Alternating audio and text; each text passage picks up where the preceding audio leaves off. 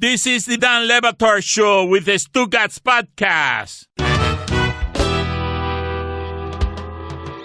Kate Fagan is going to spend a little time here doing show with us, and Greg Cody, who is now hemorrhaging. What do we want to explain to Kate about the condition that Greg Cody has been in today as we go down the back in my day path? I don't know, Kate, have you ever heard of Greg Cody back in my day? Are you familiar with this concept?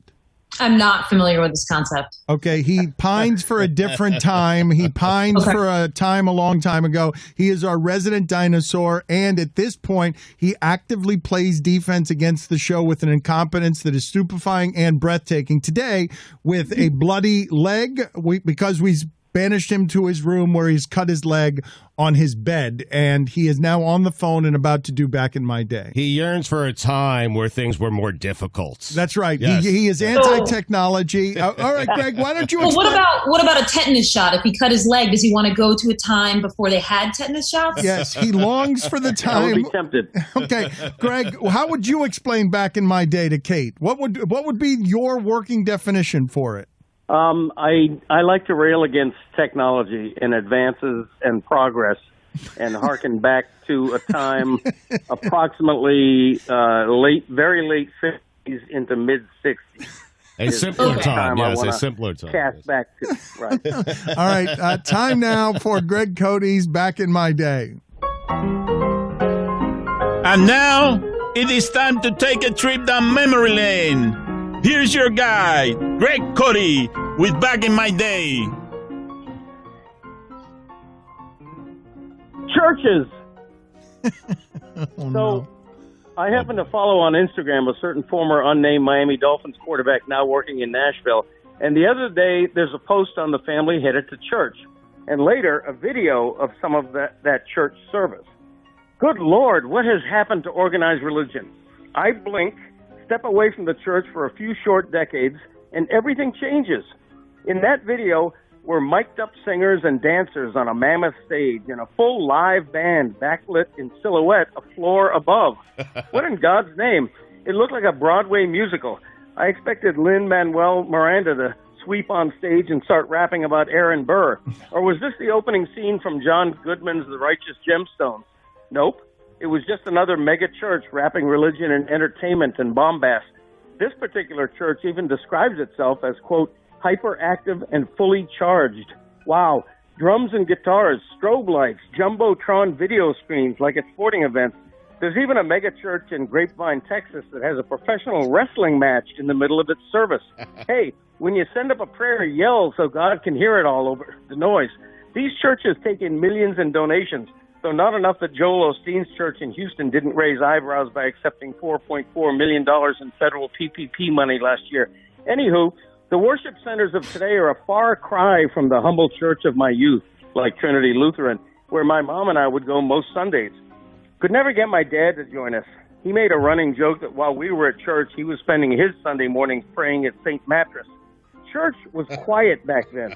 You'd hear the air conditioning hum, cut by the rumbling drone of the pastor's monotone sermon or the funereal chords played by an ancient organist in a gray beehive. Every few minutes, the flock would slowly rise as one and flip through hymnals, me lip-syncing words, my voice only audible for the closing Amen. Truth be known, I, maybe 12 years old, typically caught a quick wink or two during Pastor Haslodge's sermon, though always with one eye open in case Mom swiveled her head with an admonishing stare or a sharp elbow.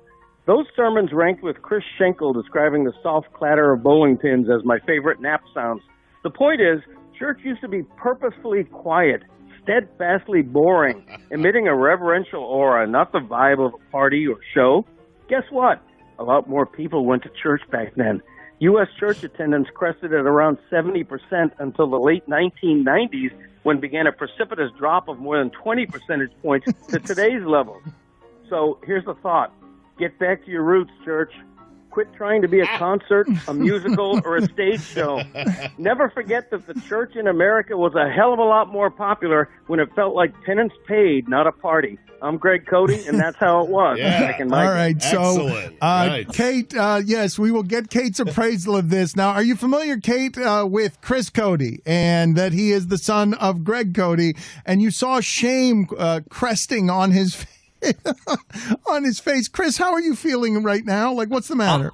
Honestly, I was more nervous going into that when the first thing he said was churches. But honestly, I think he did okay. He tied it all together. It was very well done by Greg. Okay, I felt like Kate was partially engaged, but also a little bored in spots. Is that an accurate appraisal, or I don't want to speak for you? No, I think I'm in full agreement. In fact, the whole time was thinking about this new Instagram handle that I follow called Pastor Sneakers. So Preacher's Sneakers is the Instagram handle. And perhaps this should have been part of back in my day, because all this Instagram handle does is take the $1,000 sneakers that these hip new preachers wear and put the price tag on them and highlight the changing in our religious adherence as Americans. So I'm fully in favor of this back in the day. It's not just the sneakers, Kate. They've branched out to designer handbags and expensive coats. It's really a treasure trove. It's worth a follow, really. Well, what's happened here with, I am going to be a little ancient here, Lil Nas and his Satan shoes. And Lil Nas X, Dan. Okay, I'm sorry. That's a fine. And his Satan shoes. And what's happening here, because Kate is a sneakerhead. Mike, she's more of a sneakerhead than you are. Oh, yeah, undoubtedly. Kate's one of the biggest sneakerheads I know. She makes her own shoes.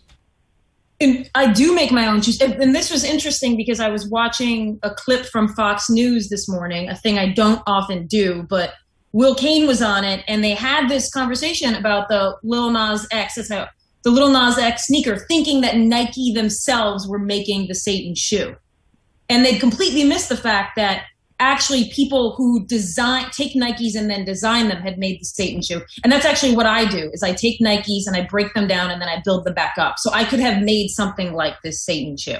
Cody has owned 3 pairs of shoes his entire life. 3 pairs of shoes is what Greg Cody has had. Nike's actually suing this shoe boutique, Mischief, that did this collaboration with Lil Nas X because of things that Kate just outlined. Fox and Friends is leading with Nike is the devil. And Nike's like, wait, we didn't ask for any of this. We're not the devil. Wait a minute. That is exactly what's happening here. If we're the devil, we're going to make our own money off of it. Supporting Colin Kaepernick was the first evidence of them being the devil, I believe. Yeah. Which you knew, given the Colin Kaepernick stuff in their history. Fox and the whole culture war thing that's going on right now was going to jump at the chance and make Nike the villain here. Nike's an innocent bystander. I mean, I use that term loosely, but I wonder if this lawsuit's not so much about the bad press, but the fact that Lil Nas X sold these shoes for $1,000 a pair, and Nike's like, wait a second, you're using us to get by. We're getting all the headache from this in the bad PR and none of the profits. Kate, to what degree are you, like, who rivals you in terms of sneakerhead? Who are the people that you look at in our industry that you're like, okay, that person cares about sneakers the same way I do? Who are my heroes in the sneaker industry? Yes. Who do you look up to? Yeah. My sleeper hero is actually Kevin Nagandi from ESPN. Wow. Yeah. Wow. Wouldn't have thought it. I'd underestimate him. I'm not sure why I wouldn't have thought it. Unfair of me, but I would not have thought it. Nagandi, a huge sneakerhead. Did not know that. Another one, this is going to surprise you, Don Van Natta. No. Get out of here. No. Kate, get out of here. No, that Don can't Van be Natta, true. No. bringing the heat. I mean, DVN? No, really? put it on the poll, Guillermo. Are you stunned that Don Van Natta, Pulitzer Prize winner Don Van Natta, is one of America's foremost sneakerheads? Don will be thrilled because he shows up with heat to outside the lines back in the day. Not a thing that I say often. So. That's stunning. It really is. Who's the most overrated shoe person at ESPN? Does anybody have any input on this one? This is a tough one to call out. I got nothing for you, kid. I don't have anything for you either. It's an impossible. Oh, you don't. You have nothing. It's Nothing. an impossible question to answer Well, because you're either in the if we game or want to you're not. broaden it out, then Shannon Sharp is the most overrated. Whoa. Okay. And mostly I'm just calling this Whoa. out because he thinks he's the number one. So once he's set that standard, he absolutely has to be overrated. Well, what are your credentials? Can you explain it to the people who don't understand? Yeah, so the credentials are, in my mind, are how many pairs of sneakers you have, not just that are like expensive, but that are hard to get. So I have a couple of pairs of sneakers from Oregon, sneakers that Oregon only gets directly from Nike for like their volleyball team. So this to me, these are the indie hits that I have, these special collaborations, Right. like the Lil Nas X one, but I don't have those. How does one go about getting those Oregon sneakers? Like, One puts in a lot of work and befriends people in the Oregon administration and the Oregon athletic department. Right. And then one might screenshot a release and send it to someone within that administration and say, these are really hot, ... Eddie Yeah. Play. Yeah, if you have to ask, you can't afford it. Yeah. What is the most treasured item in your collection? What is your greatest of the indie hits, or is it something more mainstream? My most treasured item is a pair of custom one-of-one Jordans from a boutique in New Zealand that were made specially for my wedding. So, yeah. That's pretty good. Emotional. Greg Cody's got something here. Why were you leaning into the Zoom, Greg? You wanted to comment here? Say it. Yeah, whatever happened to $4 Keds? I did it back in my day that Kate would absolutely hate on making fun of sneakerheads. Do you have that? Do you have it in your computer somewhere? Can you find it and then do that one right in Kate's face? Do you think you can find it? No, I dispose of all these when they're done. It was fairly recent. Didn't I do it like 2 months ago or something? We can try to find the audio so you don't. Are these your $4 church Keds? Those are those? Yeah. Damn it, Tom McCann's. Let's see if we can find this. There was actually something I wanted to ask Kate about because we were playing the sound from Kim Mulkey earlier. The Baylor University coach, Stugotz, was telling you that he enjoyed last night. He watched the women's game more than he watched the men's game. He was also saying something, Kate, that I don't know to necessarily be true. He is saying that the women shooters are better than the men shooters. I don't know enough to know. I'm not saying it's not true. I'm just saying that I haven't watched women's basketball like that where I would say that the women are shooting better than the men. Well, Kate, I left a men's game in which one of the teams had 17 points at the half and flipped over to the women's game, which was really, really entertaining. And Paige Beckers is taking step-back threes, and that game, aesthetically, to me, was more pleasing than the men's game. Well, I think that game in particular was more pleasing, but that team those two teams probably should have been in the finals, or it should have at least been a Final Four game. So I would agree that game was superior than a lot of the men's games we watch, but I don't know that I think that the women are better shooters overall. Do you think it might be just a small sample and Stugotz wanting to be really politically correct? Yeah, like perhaps extra politically Everyone being correct. afraid to check him on it. I mean, she's better than Bird. Yeah, because you had to come to me to ask to check Stugotz on that. Well, Because thank all you. Of you are probably afraid to Yes, check him. that is exactly what see if they're happened. better This shooters. is why we 100% what so happened to me. badly needed a woman around here, Yeah. Kate. That's exactly what happened. Stugotz went to the furthest possible reaches, and I To the two best teams. And Kate and I, Yeah. woke guy, afraid to correct him. Like I'm just afraid. I'm okay. You say they're okay. That doesn't sound like. Are it we would be including right. Steph Curry? I mean, Dan still thought they were playing halves and not That's quarters. true. Fair Yes. enough. He did checkmate me there when I corrected him on third quarter. But here's Kim Mulkey yesterday. Maximum Kim Mulkey. Let's hear her. I don't think my words will matter, but after the games today and tomorrow, there's 4 teams left, I think, on the men's side and the women's side. They need to dump the COVID testing. Wouldn't it be a shame to keep COVID testing and then you got kids that end up having test positive or something and they don't get to play in the Final Four? So you need to just forget the COVID test and let the 4 teams that are playing in each Final Four go battle it out. Wow. Okay, let me posit that Kim Mulkey is my dark horse for person in sports that you never want to cross. She might even not be the dark horse. She might just be number one person in sports that is terrifying. Bumping out Mick Cronin, huh? Well, but didn't she try to get you fired at ESPN? That could be. This could be a personal feeling for me, since actually there were numerous times that I was at a women's Final Four or like the WNBA draft, and I hid from Kim Mulkey. And I'm a little bit embarrassed by that, but I would see her in a hallway and I would hide from her because she did try to get me fired. She called the higher ups and she told them that I should be fired. What? Do you want to know why? Yes. Yeah. So, you know Brittany Griner, Dan, right? Yes. Stu? Brittany Griner, yes? Stugotz, are you listening right now? Yeah. Yes, I am. Do you know who Brittany Griner is? I know who Brittany Yeah. Griner All right, is. cool. May want to answer the question. Cool. Okay. So I did a story in which Brittany asked Griner me. told me that when she was at Baylor, that she was not allowed to be openly gay. Moderna. And this wasn't a shocking story considering it is actually written in the handbook of Baylor University that you are not allowed to be openly gay at Baylor University. But after we put out that story, Kim Mulkey believed that I had forced Brittany Griner to say this. And she told the higher-ups at ESPN that I needed to be fired for this. So I proceeded to hide from her whenever I saw her. That was my solution to this problem. Ladies and gentlemen, Kate Fagan out here doing journalism, hiding from the people who are in charge. Kim Mulkey saying that. I feel like we're all a little pandemicked out. I feel like we are all crawling toward the finish line. I also think it's funny, the lack of perspective involved in saying, oh, these poor kids in the Final Four, let's just stop testing everybody. Let's just stop caring about any of this stuff because, you see what they're doing in Florida. Who cares anymore? I think there's a lack of perspective in Waco, Texas in general. There's a little bit of a bubble where Kim Mulkey believes that she's a godlike figure in Waco, which she is a godlike figure in Waco. So I think that what translates really well in Waco doesn't necessarily translate at the post-game press conference. Look at Chris Cody getting in here with some information. 2019 headline, women are better than men at the free throw line. Well, how about Paige Becker's 46% from the three-point stripe? How about that? I mean, 3-point stripe. Oh, the charity stripe, Moderna. My mom. So lazy.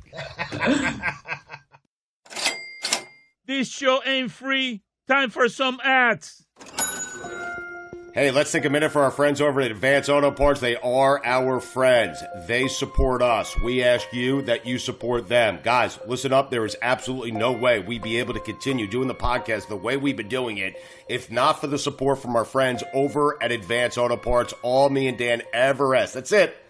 Support the people that support this show, and Advance Auto Parts has been doing that for many, many years. Look, I rely on Advance to keep my car going, and with options like buy online, pick up in-store, and curbside pickup, they make it really easy to get the part you need, where you need it, when you need it. So, head to Advance Auto Parts, where you can get the parts you need to keep moving. Advance your auto at Advance Auto Parts and participating CarQuest locations.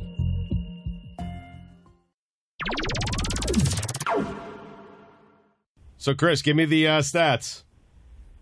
Over 30-year period, the women shoot a 3% higher from the free throw line. Yeah. I'm not finding anything from three. I mean, you were kind of talking. I felt like you were talking about from three. Man, nothing brings the crowds in like some good free throw shooting. Yeah. It was a great game, though. It was just anything I could find to help you, Stugotz. I was just looking for any stat. Well, I didn't need help until Kate came on. I was doing just fine. Mike and Dan weren't checking on me. Kate, how many pairs of sneakers do you have? How many pairs do you have?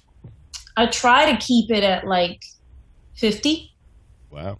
Oh, so when Try you not to get higher than 50. So when you bring a new one in, you gotta say bye to some. To one. Yeah, not a 1-to-1 trade out, but like after if I hit 60, then I'll get rid of some. Do you have like a bottom 10 that you're like, all right, the 5 that are coming out are from this group of 10, and I just got to decide? Do you know the next sneaker out the door right now? Yeah, it's a feeling. You look at it, you've looked at it for a full year, and you haven't worn it. Yeah. But some of them you can't get rid of because somebody else got them for you. Tricky. Mm-hmm. It's tricky stabilizing this collection. So where are we? Where are we in terms of who thinks it was a foul in the game last night? I thought it was a foul. A lot of people were saying, though, like context of the game, that they were kind of not calling very much in the way of contact. But I don't know. The still image I saw of her being hit by 2 players on both elbows seemed like it was, that image was 100% a foul. I don't They want to fell say, on her. The officiating was fine because I know Baylor had a lot more free throw attempts than UConn in the first half. But to me, that was a bad call. Yeah, I don't quite get the context argument, because it's not like it's all just a feeling, right? Where you're like, well, they got that call, then we got that call, and then you're trying to balance it out. It's kind of almost like when you're playing blackjack and you decide you're every once in a while going to hit on 16. Right. you just have to judge the call based on the framework of the play, and it was definitely a foul. Yes. Unless you were, unless they were UConn people who clearly were like context.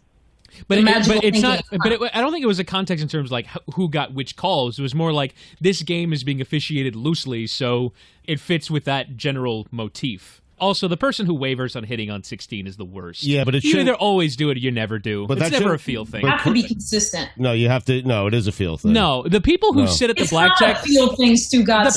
The people who sit at the blackjack table and go, "Oh, my gut says to hit this one." Like, go bleep yourself with your gut. Or they pretend like they're counting cards, right? Where they're like, Kate, I think there's a lot of face cards that are already on the table, so it's probably going to be a low card. No, I am gambling my money, not your money. I'm not worried about your money. I'm gambling my money. And if my gut tells me hit on a 16, I'm hitting on a 16. I'm not worried about the rest of the table. Sorry. Do you think that over the course of however often you've played blackjack, that this going with your gut has gotten you a higher rate of a percentage of success? No. Yeah, but there are times in a blackjack game where it's close. Because, like, if you ask the dealer a lot, what should I do here? They always have an answer for you. But there are times where they're like, this one's close. Like, you can kind of do either one here. But the point hitting is, on 16 is one of those ones that sometimes, But the point is that you always do the same thing, no matter what. Like, you either always hit on 16 or you never hit on 16. That's this time I will, but that time I won't. The worst. If the table's littered of face cards, you might want to hit on a 16, thinking a 4 or 5 so you're you're the fake counting card guy then. Okay, it's littered with an excuse. It's littered with face cards for that one hand, but it's a 6-deck shoot. Like, you don't know what's coming out next, and neither do you. Precisely, which is why I always do the same thing. Right, but what if I get the 4 when I hit with a 6, and then the dealer, you think the dealer has 20, he does it, then the dealer has 16, and then the face comes, and he breaks, and everyone wins. How about that, huh? What do you got, smart guy? You don't know what the dealer has. That is one example of when it would work out for you. Yes. Sometimes you just get that feeling in the gut, though, Stugotz. All you gotta do, Stugotz, your play here is just never sit at third base. That's your play.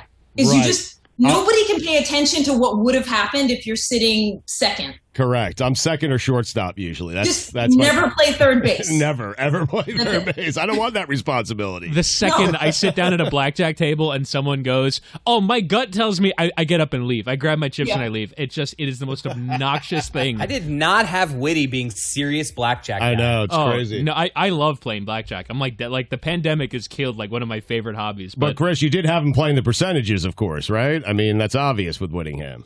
I'm also definitely the guy that's telling everyone else at the table what to do and gets angry when they don't do what I say. Yeah, I hate that guy. Then, you know what? Yeah, get up and leave the table. I mean, that's the option. There's plenty of other tables there if you don't like playing with me. That's fair. And I also I'm not usually playing dollar amounts where I can you have to get to a space where you're playing like $50, $100 tables if you're going to start telling people what to do or that they're wasting their money.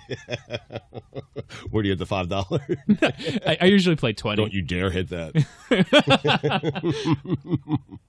I definitely think the idea of hitting or not hitting on a 16 is kind of it's a division in humanity. We can say half of people are people who will go with their gut and half of people are people who will always do the same thing on 16. It's like a personality test. I thought you were going to say like either risk averse or risk welcoming, right? Like the people who always hit have like a certain mentality of like, okay, I'm okay with taking this chance here, as opposed to for me, the stayers are like, I'm very conservative. I don't want to go for it. I'm a hitter. I'm like fully really. I'll always take a card on 16. Staying on 16 to me is almost equivalent to the coach who doesn't go for 2 at the end of the game because they want to prolong life. Like, the goal of staying on 16 is like, you just want a little bit longer where you're in the game. So at least when the dealer takes their cards, like, you have hope in your heart, even though your chances of winning were highest at the moment of taking or not taking. Wait, but So you can turn this to sports at any point. This is when they're showing a 10 or a 9, right? Like, you don't. No, I'm not hitting. I'm not hitting 16 against a 6. No. I just want to make sure. I'm taking a card on 16 against a 7. Oh, I've hit a 16 against a 6. I always do it.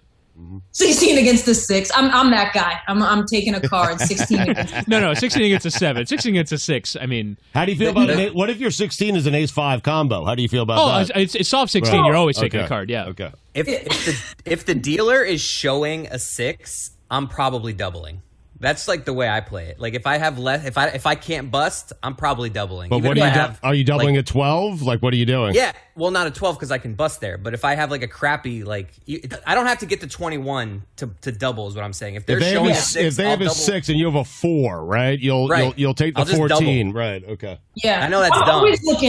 always looking for ways to get more money on the table. 100%. Like, always. 100%. Like if I have 7s, I'm like, let's split them. Let's go. Let's split them. Always rooting for 11. Yeah, Whatever my first card is, give me 11. I remember the first. I think I doubled 7 against a 6 once, and the dealer was like, "What are you doing?" But I was like, "No, I'm taking every chance to double against a 6." Chris, that one you're not screwing people over because most times you're just going to take one card, right? You know. But Chris, if you want more money on the table, you could bypass the $5 table. Well, that's just a minimum. Stugotz, I'm inferring that you haven't played a ton of blackjack in your life. No, I have. I mean, You have. yeah. No, Why? no. What you're inferring is that Why? Stugotz does not really believe in math very much. Yes, I believe in gut. I mean, that's it. I believe in feeling, Kate. Okay, and if I feel like there's a 5 coming out of there, I'm hitting with a 6. I mean, that's with a 16. That's how I'm doing it. I don't care if the rest of the table is judging me.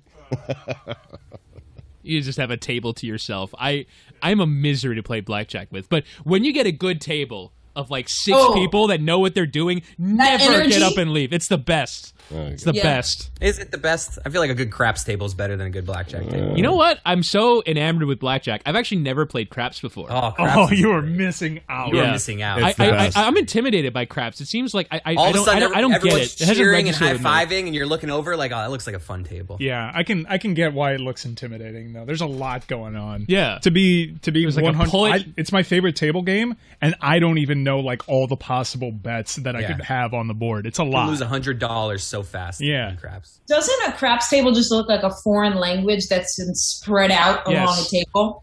That's what I think. Every time I walk by, I'm like, that's a foreign language. I need to watch like a YouTube on the tutorial table. to get ready for craps. But I feel like I'm missing out, Kate. Like I'm with you. It's confusing. I'm not certain how to play, but there's always a party at that table, and I feel like I'm missing out on the party. You know, Either a party or everyone's miserable. right, or everyone's lost all their money for the night in 10 minutes. Yeah. There's something just about them all standing up, crowded around together that acts. It's got a club vibe. Yeah. Versus blackjack kind of has more of like a steakhouse vibe. Yeah, that's where fair. you're seated.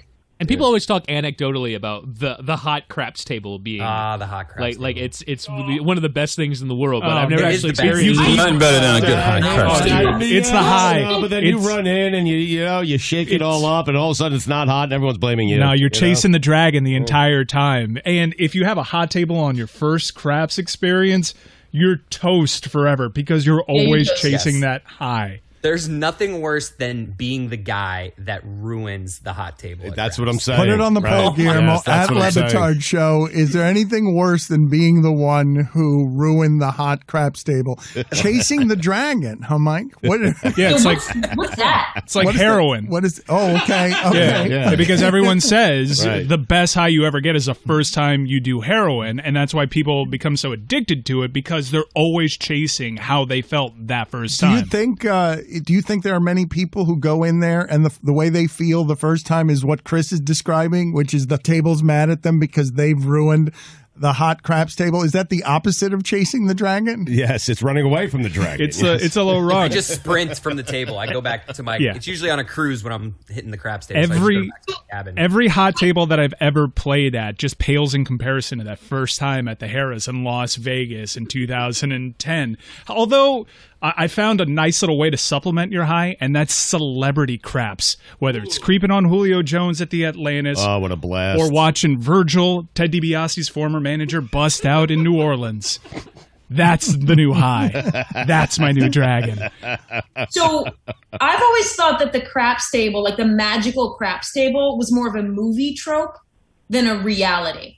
Oh, no. So No.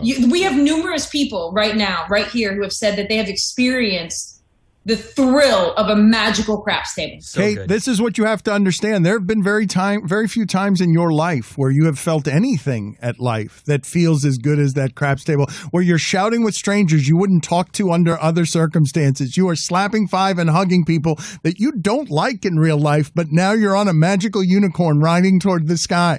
Let me get that hard 8. Let me get that hard 8, baby. And that person hits a hard 8, but he's got ass crack for days, and he doesn't smell particularly good, but he just hit the hard 8, and I was betting a quarter because I went big because the table was hot. And so, yeah, that is something that is dangerous. You seem experienced. Yes, well, because I've never felt such flight of my soul and my heart. I've got a Dan Levitard crab story that will blow your mind. It will never be told. I've signed a non-disclosure agreement. The Atlantis? It's an amazing story. Oh, I signed the same disclosure. Yeah, we've got the NDA. I love that he calls it a disclosure because, of course, Stugotz, you would sign the disclosure I pulled agreement. a fast one on you, and I put a disclosure agreement in front of you. Out the non. Did you guys find... You pulled an Ursula Little Mermaid trick on her? So I could tell the story.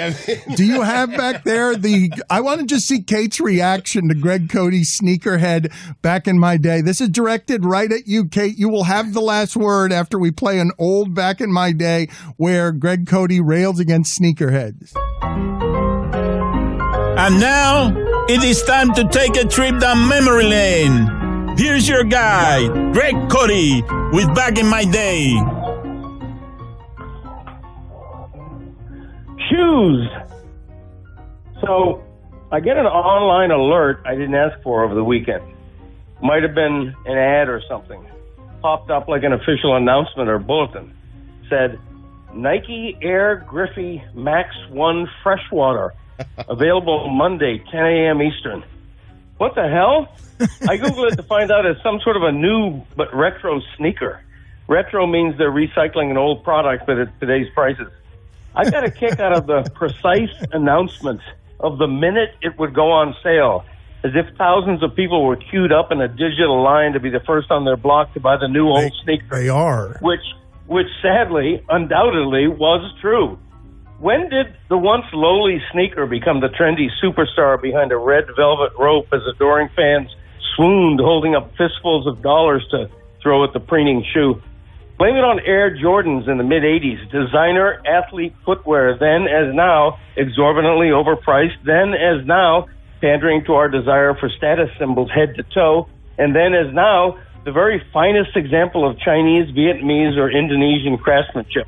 Women always used to get the sexist rap for being shoeaholics, for having dozens of shoes even though you can only wear one pair at a time. It's men too, of course. My wife has a lawyer friend who has not a walk-in closet devoted exclusively to dress shoes, but a guest bedroom. I swear it. You know how many shoes Greg Cody has and wears in a given year? 3. A pair of stuffed up black dress shoes. Not 3 a pair pairs. Of sneakers whose brand I couldn't even tell you. And a pair of Sperry topsider deck shoes I live in and wish to be buried or cremated in. My wife's choice. But it's trendy sneakers that have become the status, routinely priced at $170 or much more. The price driven up by hell-bent millennial demand. Did you know that in 1957 a pair of Converse sneakers sold for $3.95? In today's dollars, that would be about $27. This tells you the ridiculous markup on designer sneakers and the gullibility of folks willing to pay it.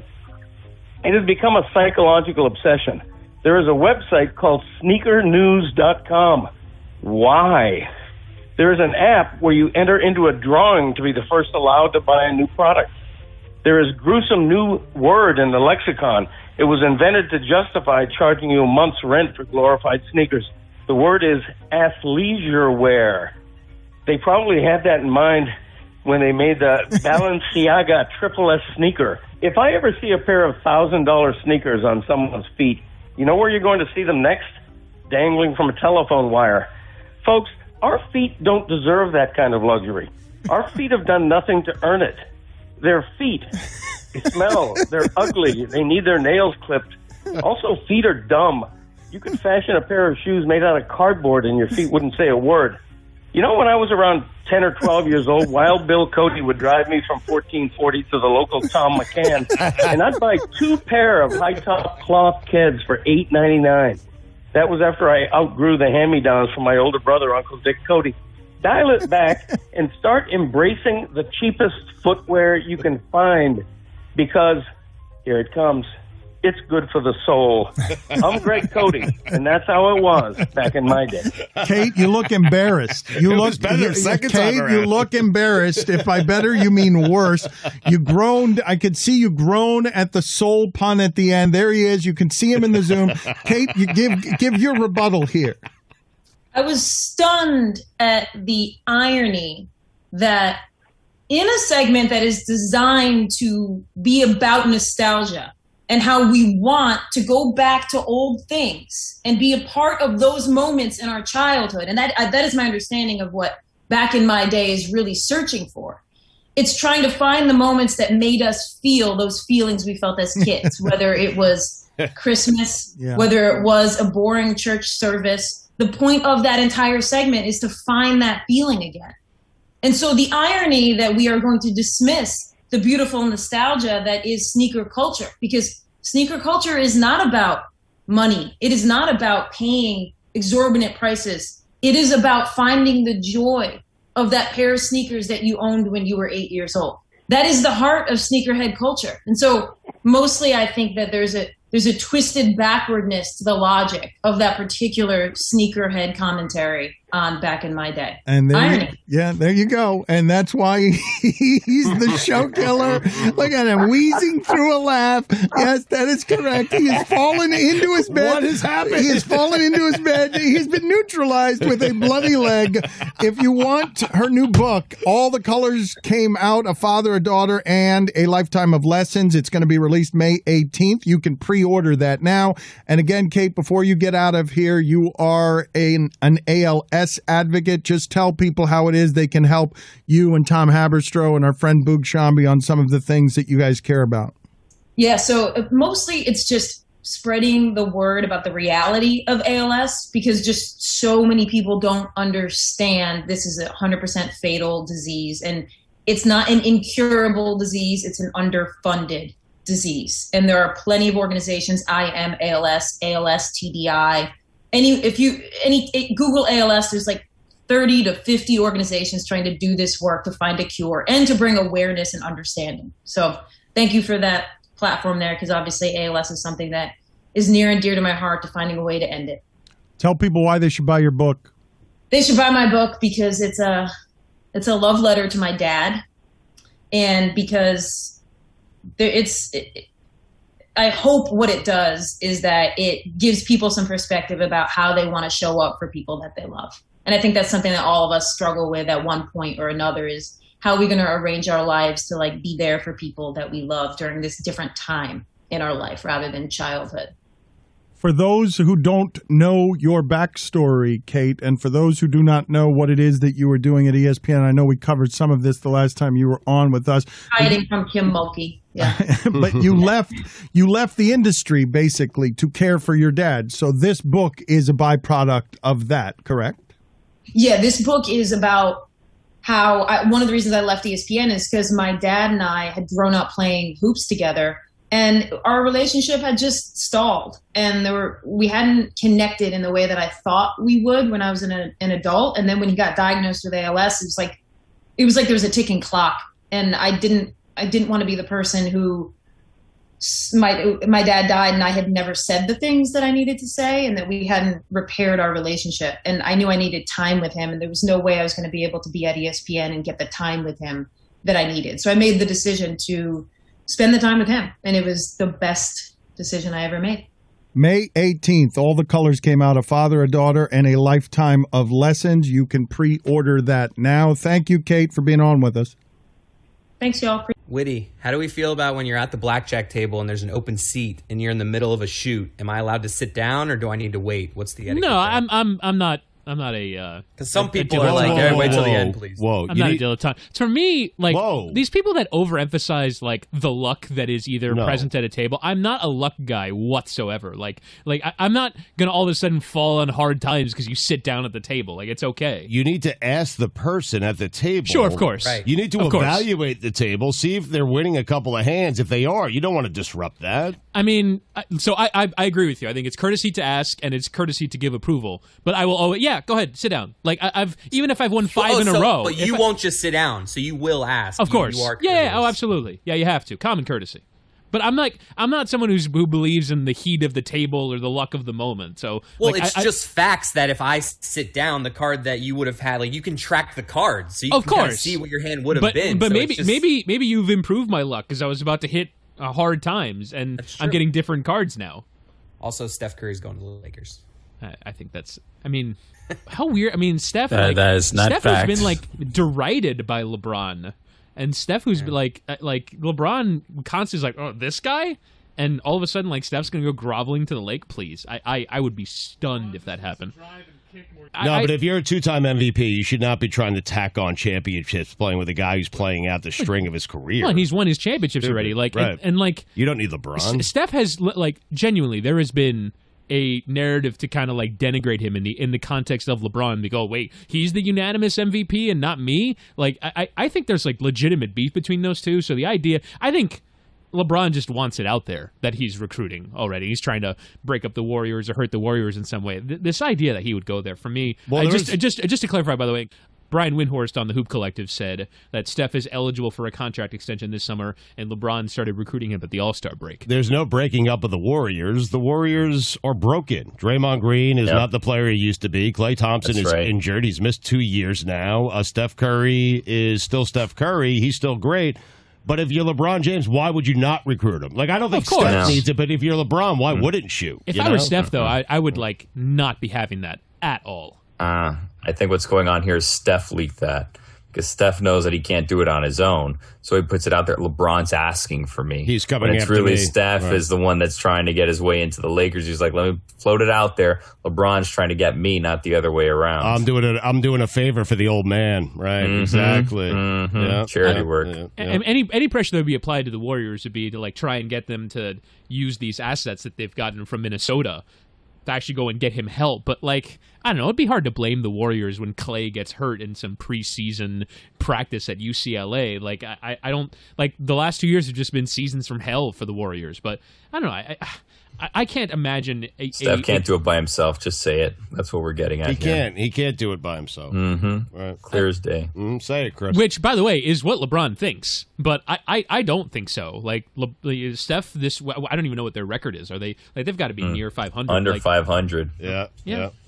23, 24. Because he's by himself. The roster beyond Curry, Draymond, Wiggins, it's a hell of a lot of Kelly Oubre for them. LeBron's petty enough where if he actually didn't like Steph Curry, he wouldn't have drafted him on his All-Star team. 23 and 24 for that team is a pretty good reflection of Steph Curry. I have their leading scorers. So their leading scorers after Curry, Wiggins, Oubre, and James Wiseman, their second overall pick. Right. You ready for this? Jordan Poole, Eric Pascal, Damian Lee, and Marquise Chris are their leading scorers. LeBron would win a championship with that in his prime. Yeah. Exactly. Yeah. Exactly. In his prime, Chris. Remember the Lakers missed the playoffs a couple of years ago because a team. Nah, but that was like a refresher season, right? And past his prime, Bill. I mean, yeah. Wait, are we sure LeBron James is not still in his prime? No, he just won the championship. No, a couple years ago he wasn't. Now he's peaking back up that way. It's weird, yeah. When Anthony Davis is around, he's in his prime. When he's not, floating prime. Yeah, exactly. Floating prime, right? Exactly. Yeah. Very convenient spot. LeBron has found Steph in his prime, I think, is the question now. Right. I mean, he's averaging 29 points a game. Yeah, but what's the record? 23 and 24 for that team is not bad at all. Yeah, but when you're trailing in the fourth quarter, no pressure, you're just tacking on points for the stats. I mean, garbage time, as Billy pointed out. Yeah. GT. Yeah. Do it in a big game. Yeah. Barely hang on to that 10 spot to even get invited to play to get into the playoffs right now. Yeah. Kings. Oh, wow. On their tails. I would take the Aaron Fox over Steph. I mean, would you, Bill? I mean, what are you doing? I mean the decision will be LeBron's, I guess, right? I mean, Buddy Hield. What? Keep naming kings. Keep naming kings. Buddy Hield, De'Aaron Fox, Mitch Richmond.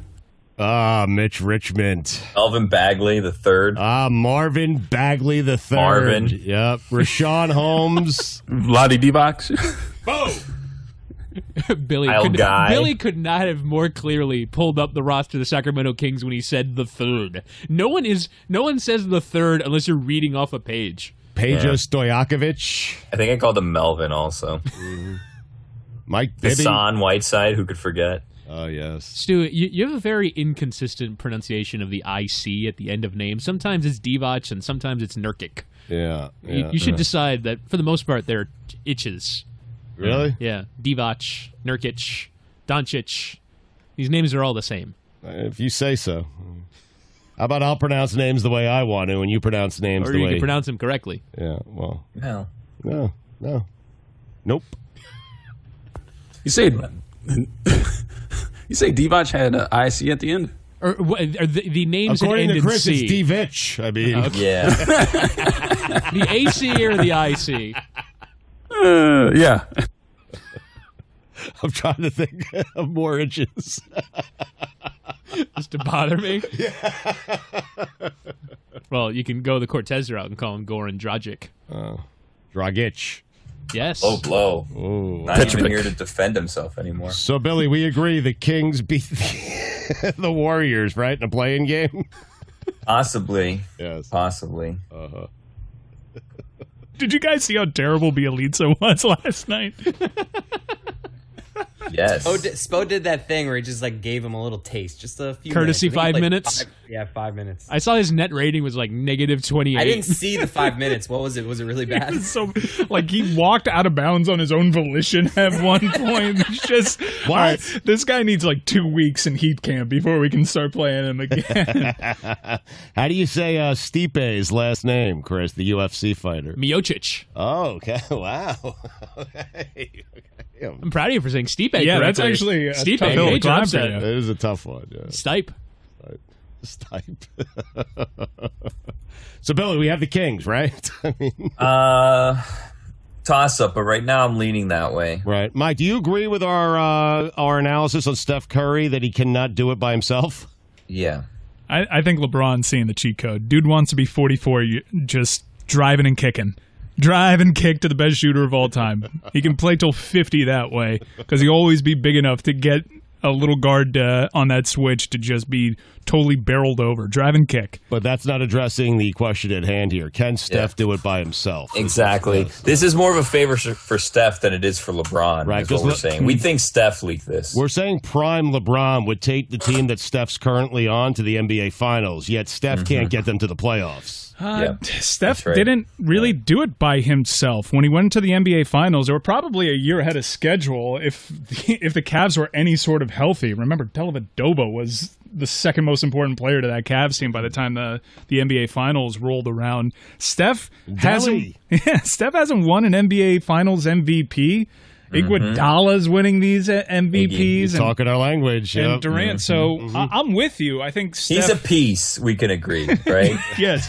He's the world's greatest Robin. But I think you guys are like, you're making a regular season point, which is he can't carry a team to the playoffs. Mike's making a playoff point, which I would actually agree with. I think as a playoff player, he's kind of embarrassed himself on a couple of occasions. He's not even in the playoff discussion. Exactly. Yeah, some of those NBA Finals performances. Yeah. And granted, he probably... Take George Hill over him. Well, even in that OKC series, which you get on Durant for leaving afterwards, Clay saved them. Like, Curry was dreadful in that game. Right. You're feeding our point. I mean... No, so my point is, like, they got to 67-15 when he was the lead of a regular season team, which a lot of people were surprised by. The year before, they won 48 games, which a lot of people were surprised by. In the regular season. In the playoffs, I think you can question his credentials, but not in the regular season as a leader of a team. I can't be... I don't know. Debatable. I'm jumping on a moving train here, but nobody wants to see those two partner up, right? I like the dynamic between those two, that it was... Yeah. They didn't like each other. It was like an open secret in the NBA. LeBron was like almost derisive towards him. Like, this tiny guy can be on my level? What are you talking about? You were either they may need each other now. Yeah. You were either a Steph or a LeBron person. Yeah. I don't want to see them on the same team. Chris, let's just get down to the question. He's a bit overrated. Do you agree? I mean... As a playoff player, I would agree with you. But as one of the greatest players of all time, like his credentials at the end of his career are going to be incredible. Yeah, I don't know when it counts. I don't know how overrated you can be if you're the greatest to ever do something. Yeah. Yeah. Do it with nobody. I mean, He's presently doing that. Yeah. No, But he's not. is he? He's on the outside looking in. That's, Yeah. that's 23 and 24 with Andrew Wiggins. Right. Right. LeBron would take Andrew Wiggins to the NBA Finals, is what I'm telling you. Make him a potential MVP. In fact, the first 8 years in the league, that would have been LeBron's best teammate, Andrew Wiggins. That's a good point. There's a whole lot of Boobie Gibsons in LeBron's Cleveland past. Exactly. Case settled. All right, Bill, we won.